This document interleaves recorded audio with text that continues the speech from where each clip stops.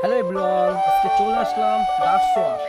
যে আমাদের পশু ভাইরা যারা ভুট্টা করেছে, খেতি করেছেন, তাদেরকে ক্ষেত্রে একটু দেখাও, ভুট্টাগুলো দেখাও কি সুন্দর।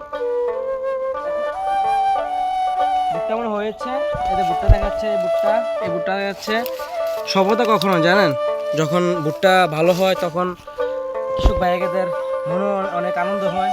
সবাই একটু ভিডিওটা একটু দেখাও।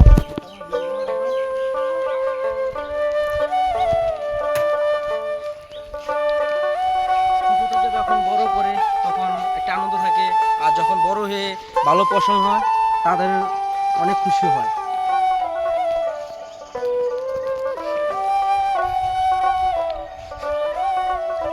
অবশ্যই এই যে ঢেঁড়স ক্ষেত, এই যে কৃষক ভাইরা ঢেঁড়স ক্ষেত দিচ্ছে, অনেক সুন্দর লাগতেছে।